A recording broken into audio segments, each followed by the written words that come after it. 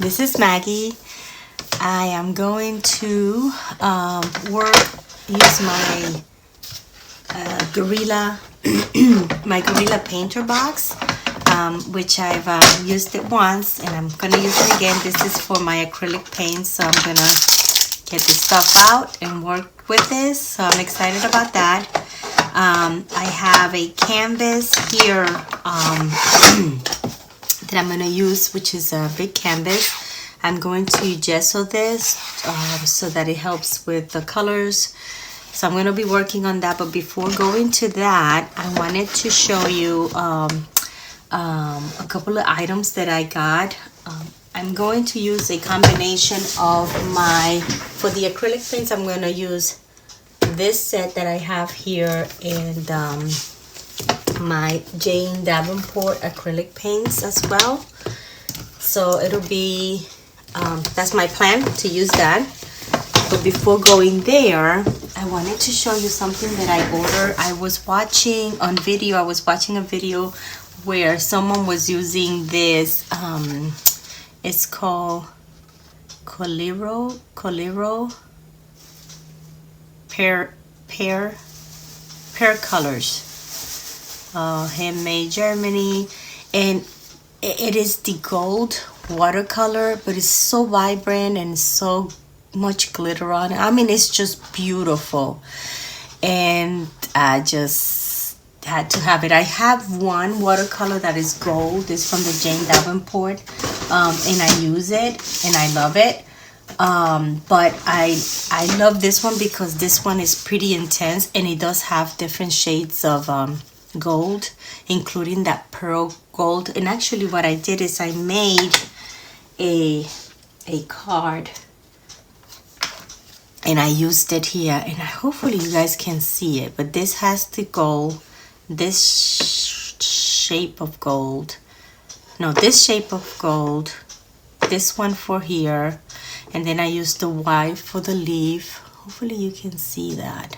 I'm not sure if you can see it. And then this light one over the flower here. So I'm excited because I think I'm going to use this a lot. It's beautiful, and I liked from time to time to do that touch of gold here and there. And this was about $21 and I ordered it through Amazon. So just wanted to show you my new little toy. I also this little card is, you're not gonna believe this, because you know I have the big roller desk for my desk, which is this one when I work on a project, and just to I put my techniques here. I do little cards and I put my techniques here, so when I'm thinking of the next project I'm gonna work, I look at what I did and try to incorporate some of the techniques into that project that I'm working on. So I have this one. It has the nice card. The thing about it is it doesn't flow that good, just because it needs to be packed. So I have to take time down and cut a lot of the cards and put them in there and continue to work on these and continue to work with. I'm gonna use it primarily when I learn a new technique, make sure that I'm putting it in my Rolodex so I don't forget, or I can come back and use it, and that's the whole purpose of that. But that being said, I did see someone purchase this type of Rolodex, which I went ahead and I got it. This type of Rolodex.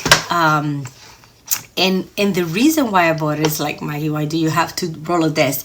But the reason why I bought this Rolodex is because when I'm doing my projects, I have a lot of leftovers and I don't want to throw them out, because they're either nice craft paper and tissue paper, and I just, I find myself coming back looking for them and using them. So I started storing them, and this is my second box. I have one completely packed to the top, and I have all this stuff here that I don't want to throw out, and I know I'm going to use the stuff that I do like, and I want to. So I saw that someone had the same issue and decided that instead of getting rid of them and put them to use, they bought this Rolodex and they just, you know, fill up the cards with all of these little pieces and media. And then it's nice because you'll have your Rolodex with all this mixed media little cards in there.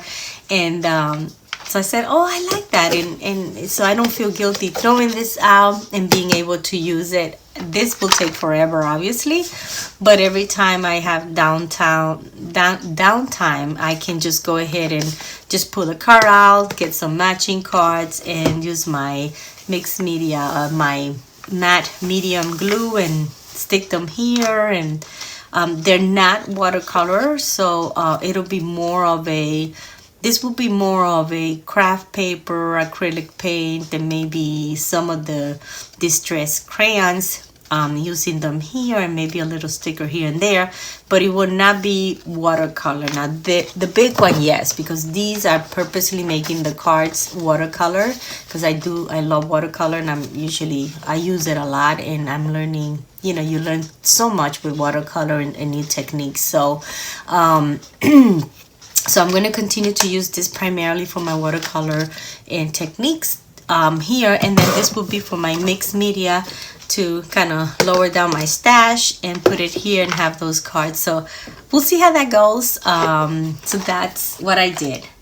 In addition to that, I was in Barnes and Nobles last night, and I was looking. I love to see their arts and the stuff that they have there. You never know what you can find. And they have these books, and these little books have like quotes. And the reason why look, they have that many quotes. And you know how when I work on my journal and I work on a page, I either write something, or maybe just want to have a page like I did on my last page that I was looking for a quote for my last page. So I go to Pinterest and I get them from Pinterest, but I thought this was kind of neat because it has all these beautiful quotes. I was reading through them, and it has all these beautiful quotes. And not only that, but it also changes the fonts, which will remind me to change the font, use a different color, because sometimes you start writing and you stay with the same pen. So I thought that was kind of neat. You see how here it uses one color, one style, and then changes. And I just like this whole setup. So that's just to give me ideas on how I want my page to look like. And they're beautiful. They're very inspirational. It starts with the word blessed, and then it goes to let us be grateful to people who make us happy. They are the charming gardeners who make our souls blossom. So things like that. And I'm like, oh. So anyway, so that's where I bought this little one. I'm going to keep it here so I can see it and use it in my Rolodex. And so that's it. So now we're going to play with my acrylic box again, in my Gorilla Painter box, and my plan is to create a face. This time I want to use hearts, so I'm going to work around hearts just because it's the month of Valentine, just to keep it on the theme. And let's see how this comes out. Thanks. Because the acrylic paint for the Gorilla box is going to take a little while, I'm going to do a separate video for that. But I did want to show you the envelopes I completed for the Valentine's cards. And I thought they were kind of cute, and I wanted to just show you. Very easy to make. This was just an envelope, not envelope, but this was just a little white bag, and I put a washi tape with a heart and a heart, the sticker of a heart. Actually, I cut that out from a craft paper that I had. These are craft paper that I had forever. I don't find myself using it, but I took advantage because they were hearts, to use them as envelopes for the cards. So I did have a couple of them. I had two different hearts, and I just used them to create the envelopes. So I hope you guys enjoy this, just to give you ideas. Now, right after this video, I am going to work on a watercolor of leaves, like little leaves, that I learned and I was working on, and I wanted to share that with you guys so we can learn together and have fun with this. Thank you.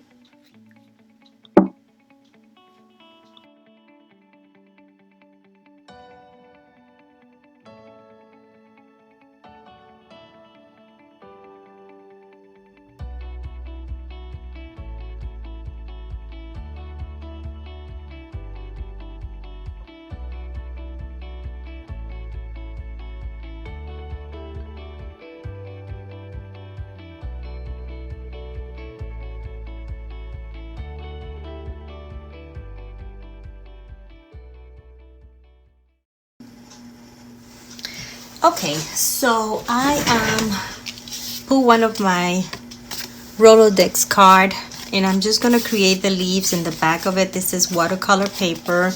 This is this type of watercolor paper, the 300G, 140 pounds. So that's the ones for this card that I'm using for the grade. They're nice and thick, and they take the water very well. And so I'm first going to start with using a very thin brush. This brush is silver ruby satin. It's a little, when you touch the hairs here, they're not as soft as the regular watercolor. I believe this probably is more for acrylic paint, but I like it because it's steady and it can help me create a nice thin line. So I'm gonna go ahead, and this is old watercolor that I've used, and if you dilute it, if you add water to it, you can revive it again and use it again. I'm going to go a little darker with this is brown, just to create a dark green brown for the stem. And then it's just gonna be a simple, let me see if you guys got a good view here. Yes, you do. All right, so I'm gonna go ahead and create a simple line here. See, because it's pretty steady, you can just, and then we'll just create some little lines here where the leaves are gonna come out. Create one here, and maybe one here, and maybe one here. Okay. I'm just gonna start with that. Now I won't use this for the leaves because it's too hard. I need something more soft. So I was playing with my brushes. This one is pretty good, but also it's the same. This is the silver. This is the number 8. I'm sorry, this is the number 4. And I created the line, the thin line with that one. And then this is number 8. But again, it's more, I think it's more for acrylic. But I keep it with my watercolor because there are times where I need something to be steady when I'm doing watercolor. So I am going to use, to create the leaf, I need something that's very soft. And this will work. I think I had another one, but I think this is the one I was using. I can't remember. Now I do have this brush, kind of neat. I like this brush. Let me show you what I have. I have this brush here that would create, but I'm not using it because this is small. But let me take another piece of paper so you guys can see. This will create a bigger leaf. But this is so simple when you use this brush. See, it's a Princeton number 6, and it's called pointed filbert. Right, so just want to have good water here. Just give you an idea. So see how nice, and there's your leaf. And I probably can use it here, but I wanted to go, this was hard to find, so I'm just gonna go with the all-round brush, which is, this is the number 6. This is Master's Touch round number 6. So I'm going to use this one so you can see the technique, because I think you may have a hard time if you don't have this brush finding this one, because I did. But it's as quickly as just putting it down. Notice how I do, putting it down, pressing it down, and lifting it up again. See? And there you have it. Okay. All right, so we're gonna switch brushes, and I'm just gonna come here, and we're gonna go to this one, and we're just gonna add a little more watercolor here.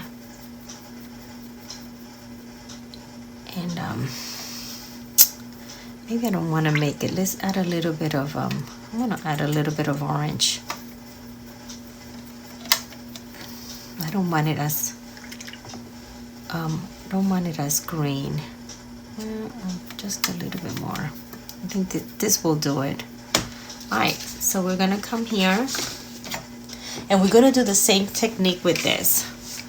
A lot of times when you have a lot of water, you create a puddle of water, and then if you're not careful, you actually would have those puddles as they dry on your leaf. So you want to make sure you don't have that much water. So I usually will go, you're gonna go in the direction of the line, and then you come down, you press, and you close it there. And then you can come back, and if you want to make it, see, and now this is where you have to be. See this little puddles here? You have to make sure that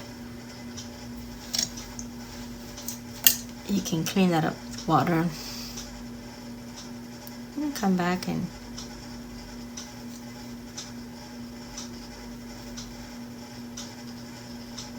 until you're satisfied with your leaf. And if I keep messing it up. But this is good because I don't want the perfect leaf. It's not my style. I like a little bit of, I want to see the watercolor. I want to see with the lines deteriorate on my watercolor. I like that. That's what I like. So I'm gonna come here, and this time what you want to do is you also want to make sure that your flowers are, not your flowers, but your leaves are kind of a different color, because when you're actually looking at a leaf, it's not all the same color. Sometimes you can use, like for example, in my regular phone, I did this from Pinterest. I picked up a couple of leaves just to kind of help me with this, the format of it. Let's see if I can find it here. Let me see. Like this one here. I like this one. This is the one you do the layering on top and you create that shadow. Look how beautiful that is. I'm gonna do that one too.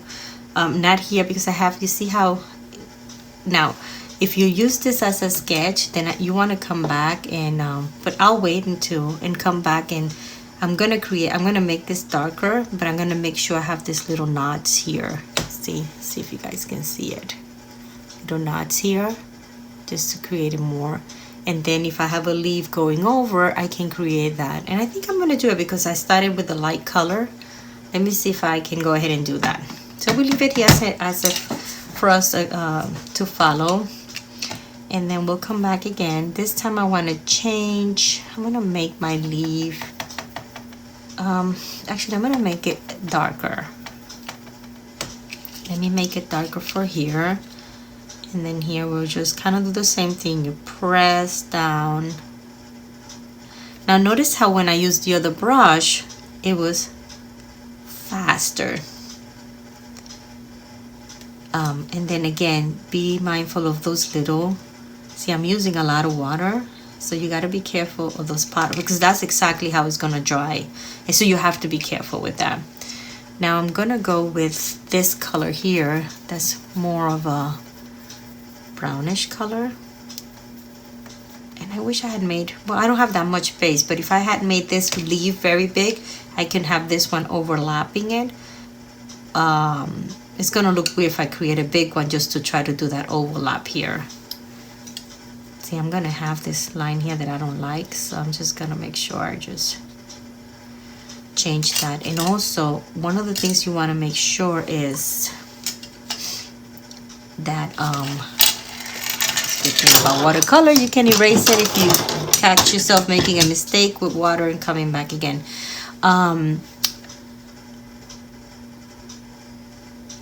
It looks nice when you have those little shadows here and there. Shadows here. And you see this is already dry, so I'm gonna have to play with it.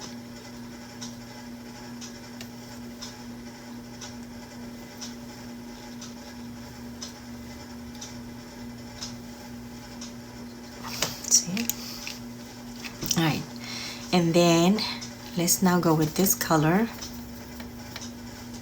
I'm going to, and again, I have to be careful not to put too much water in my brush, and that's exactly what I'm doing. So like I said, I'm learning with you guys. Now I'm gonna come here and do the same thing.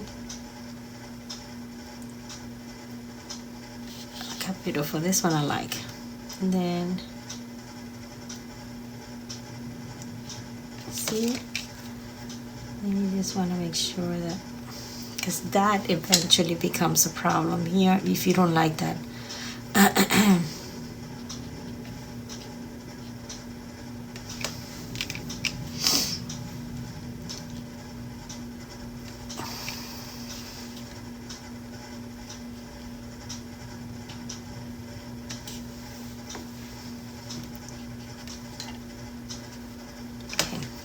And I am going to come back again because I want to see if I can create those little tiny lines. And notice how I probably gonna have to just make sure the connection is here, or maybe just round this up a little bit so that I have my connection right here from this here. You see right there.